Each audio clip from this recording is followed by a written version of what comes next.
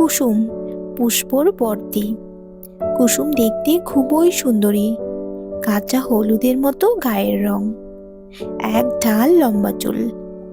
সেখানে পুষ্প হয়েছে চিমচাম গড়নে দেখতে। তার চেহারায় সৌন্দর্য না থাকলেও একটা মিষ্ট লালিত্য আছে। তার সাথে আছে একটা মিষ্টি স্বভাব। খুব সহজেই সবাইকে আপন করে নিতে পারে পুষ্প। বাড়িতে একমাত্র কুসুমই পুষ্পকে পছন্দ করত না। তার কোথাও মনে হতো পুষ্প তার ভাগের সব ভালোবাসাটুকু কেড়ে নিয়ে নিচ্ছে। বাড়িতে বাবা দুই মেয়ের জন্য শাড়ি পছন্দ করে নিয়ে আসলে পুষ্পের জন্য আনা শাড়িটাই পছন্দ হতো কুসুমের। সেই শাড়ির দাম যতই পুষ্পের শাড়ির দামের চেয়ে বেশি হোক না কেন, পুষ্পর খেলনা পুতুলগুলো পর্যন্ত ইচ্ছে করে নষ্ট করে দিয়ে বলতো, আমি জানি না পুষ্পর খেলনা কোথায়। বাবা মায়ের সবটুকু ভালোবাসা পাওয়ার চাহিদা থেকেই নিজের মনের অন্দরমহলে এক বিশেষ কুঠুরিতে পুষ্পর জন্য সে ঘৃণা পুষে রেখেছিল। সেই ঈর্ষা কখন যে নিজের অজান্তেই দাবদাহে পরিণত হলো তা সে নিজেও জানতে পারল না। পুষ্পকে কুসুম সহ্যই করতে পারে না, কিন্তু নিজের চেহারায় সে তার হিংসাত্মক প্রতিফলন কখনো ফুটিয়ে তোলেনি। মনের অবচেতনে পুষ্পকে সে তার জীবনের সবচেয়ে বড় শত্রু মনে করত। তার মনে হতো পৃথিবীর সব ভালোটুকু শুধু পুষ্পের জন্য বরাদ্দ করেছেন ভগবান। তাই পুষ্পর ভাগের সবটুকু কেড়ে নেওয়ার তীব্র অভিলাষা মনের ভীষণ পোষণ করে রাখত সে। কত সময় গেছে, পুষ্পর বই খাতা পর্যন্ত ছিঁড়ে দিয়েছে। পুষ্পর আঁকা কত ছবিতে রং ঢেলে সেই ছবি নষ্ট করে দিয়েছে। পুষ্প সব বুঝতো, কিন্তু তার প্রতি তার বড় বোনের এই তীব্র হিংসার কথা সে কাউকে জানাতে দেয়নি। এইভাবে বাল্যকাল কৈশোরকাল কাটিয়ে দুই বোন যৌবনে পা দিল। কুসুম কলেজ পাস করেই লেখাপড়া থামিয়ে দিল, কিন্তু পুষ্প মাকে জানালো, আমি আরো বেশি পড়াশোনা করব মা, আমি এখানেই থামবো না। কিন্তু এরই মধ্যে পুষ্পের জন্য এক সম্বন্ধ এলো। পাত্র অনিমেষ, পেশায় ডাক্তার। কোনো এক আত্মীয়ের অনুষ্ঠানে মার্জিত ভদ্র পুষ্পকে দেখে ভালো লেগেছিল তার। তাই মাকে দিয়ে পুষ্পর সাথে তার বিয়ের কথা পাড়তে পাঠিয়েছিল। কিন্তু পুষ্প জানতো তার দিদি কুসুম এই বিয়ে কিছুতেই মানতে পারবে না। বড় বোনের সম্বন্ধ না এসে ছোট বোনের সম্বন্ধ আসলে এমনই সমাজে 10 কথা হয়। তার উপরে কুসুম যে ভীষণ ঈর্ষাকাতর সেটাও জানা পুষ্পর। ছেলেবেলায় তার প্রিয় পুতুল, তার প্রিয় বই, প্রিয় জামা কাপড় যেমন করে কেড়ে নিত কুসুম, আর কেড়ে নিত না, পারলে নষ্ট করে দিত। এক্ষেত্রেও সেরকমই কিছু করবে। তার চাইতে অনিমেষের সাথে মনে বাধা পড়ার চেয়ে পিছনে সরে এসে কুসুমকে জায়গা করে দিল সে। পুষ্প বলেছিল, আমার দিদির মনের অন্দরমহলের খোঁজ আমার চেয়ে বেশি কেউ রাখে না।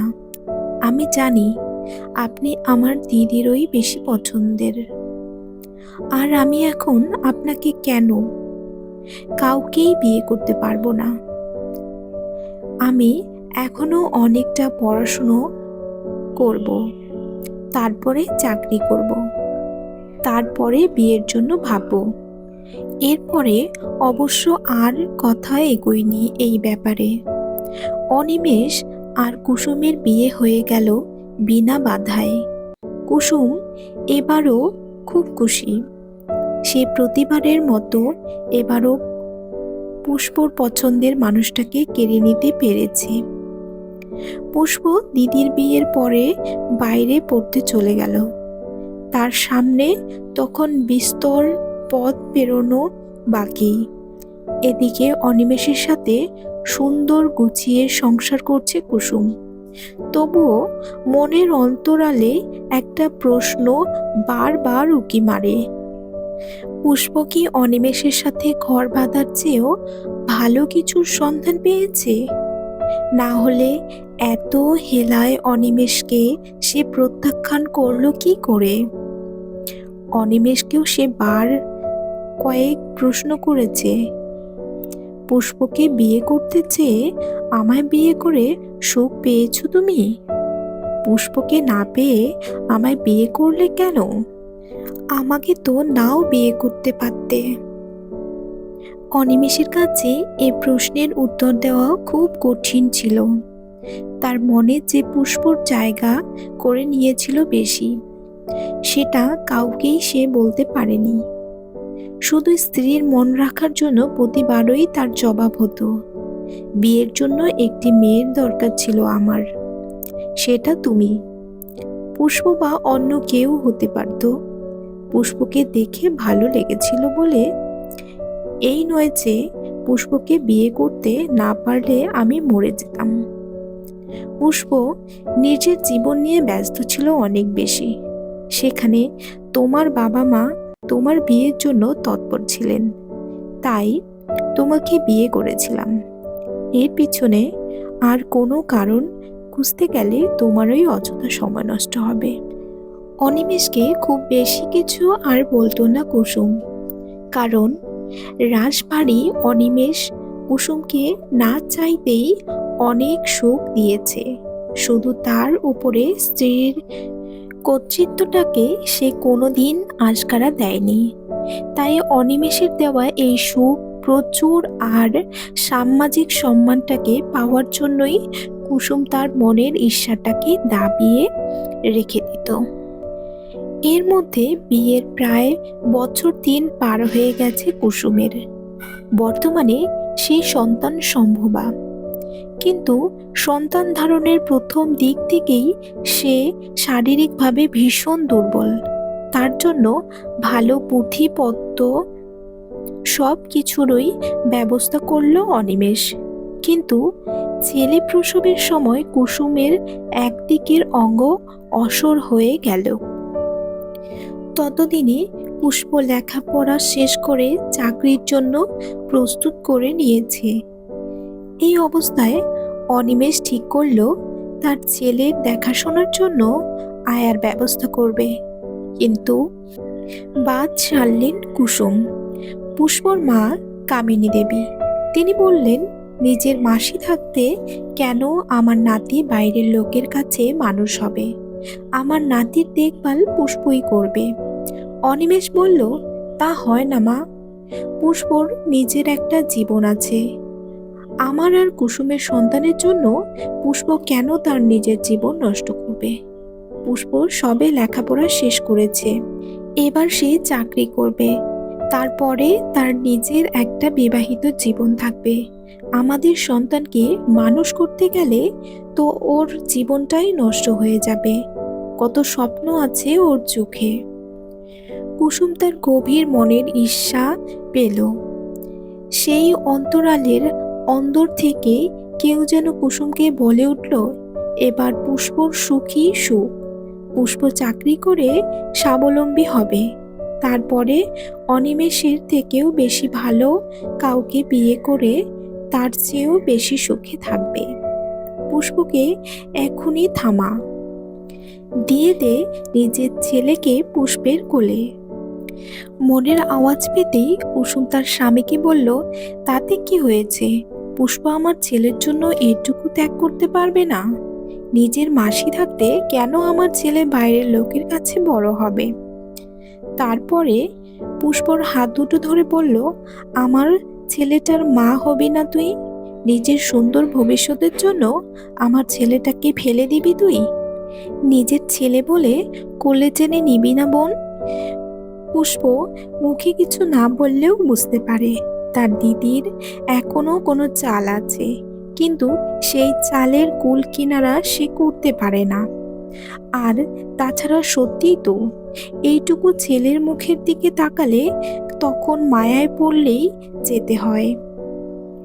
তাই সে তার দিদি আর জামাইবাবুকে বলে, আমার কোনো আপত্তি নেই অনিকেতকে মানুষ করায়, কিন্তু আমার একটা শর্ত আছে। অনিকেত আমার সাথে আমাদের বাড়িতে থাকবে, এই বাড়িতে নয়। মাঝে মাঝে এখানে বেড়াতে আসবে মাত্র, বাকি সময় আমার সাথে আমার বাড়িতেই থাকবে। অনিমেষ প্রথমে আপত্তি করেছিল পুষ্পের এমন শর্তে, কিন্তু পরে সেই শর্ত সে মেনে নেয়।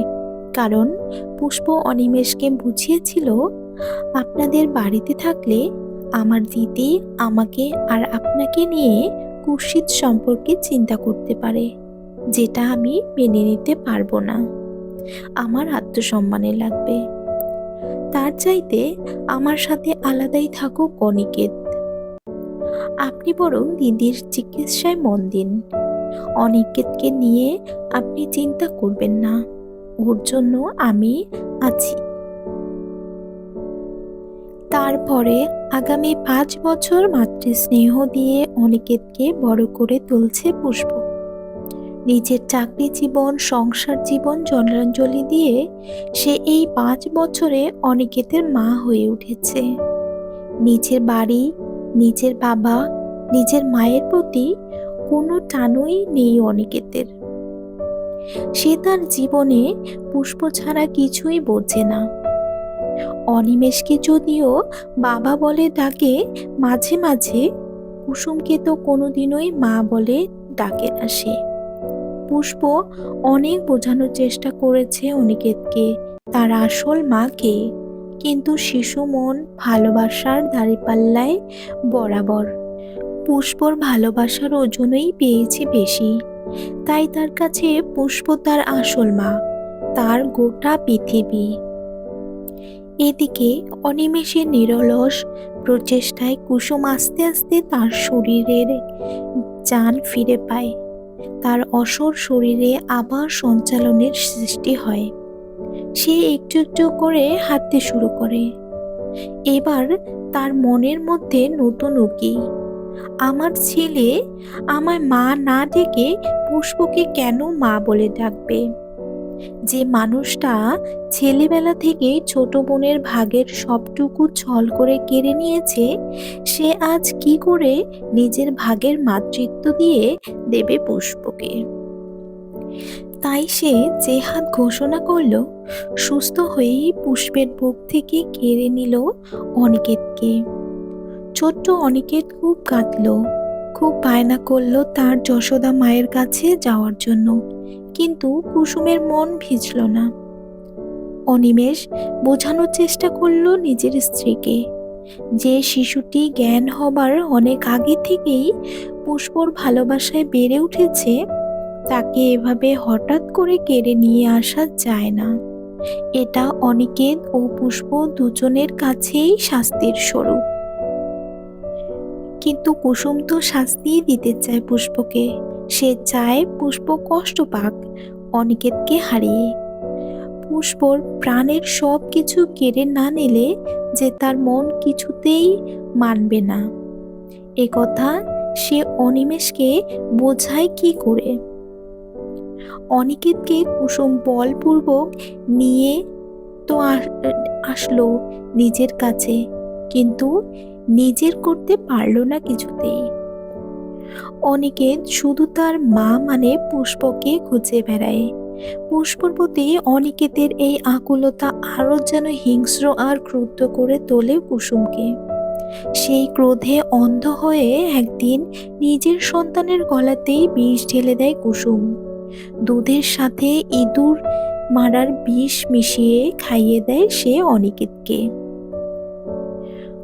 অনিমেষ আর তার শ্বশুর বাড়িতে খবর পৌঁছায় অনিকেত অসুস্থ। দুধ খাওয়ার পরেই সে বমি করতে করতে নেতিয়ে পড়েছে। খবরটা দিয়েছে স্বয়ং পুষ্প। সে সেদিন ঘটনাস্থলে উপস্থিত হয়েছিল কাকতালীয়ভাবে। সে তার দিদির স্বভাব জানে। পুষ্পর সাথে ঈর্ষা করতে গিয়ে সে যে নিজের সন্তানেরও ক্ষতি করতে পারে, সে কথা পুষ্পর জানা আছে।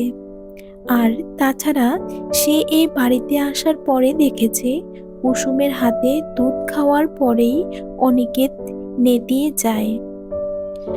বাড়ি শুদ্ধ লোক যখন চেপে ধরে কুসুমকে, অনিমেষ যখন পুলিশে খবর দিতে উদ্যত হয়, তখন স্বামী অনিমেষের কাছে একা ঘরে কুসুম স্বীকার করে তার অপরাধের কথা।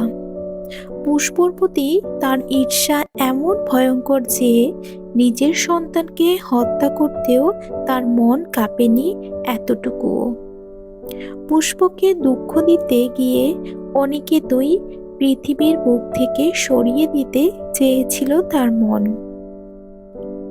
স্বামীর পা ধরে বলেছিল কুসুম, দোহাই তোমার, আমাকে পুলিশে দিও না যেন, এ লজ্জা নিয়ে বেঁচে থাকবো কি করে। অনিমেষ ছেলের চিৎকার শুরু করে। দীর্ঘ প্রচেষ্টার পর অনিকেতের জ্ঞান ফিরে। এই যাত্রায় সে মৃত্যুর হাত থেকে রক্ষা পেয়ে যায়, কারণ তার দুধ খাওয়ার সময় পুষ্প এসে হাজির হয়েছিল তার কাছে। কুসুম তাকে মারধর করত বলে ভয়ে ভয়ে দুধের গ্লাসটা মুখে দিলেও 2-3 ঢোক গেলার পরেই পুষ্পকে দেখে সে দুধের গ্লাস ফেলে দিয়ে দৌড় লাগায় তার আসল মায়ের কাছে। পুষ্প যে তার পরিত্রাতা, কিন্তু সত্যি যে সেই সময় পুষ্প অনিকেতের পরিত্রাতা হয়ে এসেছিল সে একমাত্র ঈশ্বরই জানতেন। অনিমেষ কাউকে কুসুমের সত্যিটা জানালো না। সমাজ সংসারে এমন খবর ছড়িয়ে গেলে মা শব্দটার উপর থেকেই যে ভরসা উঠে যাবে সবার, তার চাইতে কুসুমের অপরাধ চেপে রাখাই সঠিক বলে মনে করল অনিমেষ। কিন্তু কুসুমকে শাস্তি দেওয়া থেকে সে বিরত রইল না। কুসুমকে সে কাশির টিকিট কেটে দিয়ে বলল, তুমি এখন থেকে কাশিতে গিয়ে থাকবে। লোকে জানবে তুমি হঠাৎ করে নিরুদ্দেশ হয়ে গেছো। প্রত্যেক মাসের 1ম তারিখে তোমার নামে টাকা পৌঁছে যাবে, কিন্তু তুমি কোনোদিন আর এই সংসারে ফিরে আসবে না। অনিকেতের তুমি কেউ হও না, তোমার ছায়াও যেন অনিকেতের ত্রিসীমানা স্পর্শ না করে। আমার কথায় অন্যথা যদি করেছ, তবে জেলের ভাত খাওয়ার জন্য তৈরি থাকবে। আজ থেকে তুমি আমার আর আমার ছেলের কেউ নও। কুসুম কেঁদে ভাসালো অনিমেষের পা ধরে, কিন্তু অনিমেষ তার সিদ্ধান্তে অটল। সে পরিষ্কার জানিয়ে দিয়েছে কুসুমকে, তুমি সংসারে থাকার জন্য স্ত্রী, মা হবার জন্য উপযুক্ত নও। আমি আমার সন্তানের হত্যাকারীর সাথে ঘর করতে পারবো না, আর তোমার সাথে অনিকেত থাকতে দেব না এক মুহূর্ত। তুমি ওর জন্য বিষধরী নাগিন ছাড়া আর কিছুই নও। কাশি যাওয়ার পরের দিন রাতে কুসুম গলায় দড়ি দিয়ে আত্মহত্যা করল।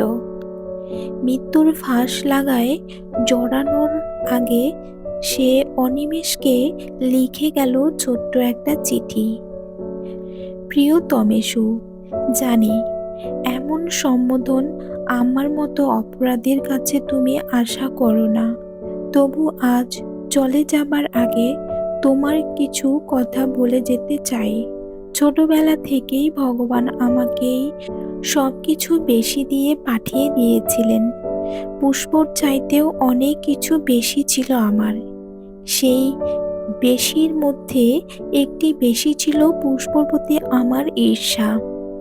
আমার ঈর্ষাকাতর মন কখনো আমার ছোট বোনকে মেনে নেয়নি।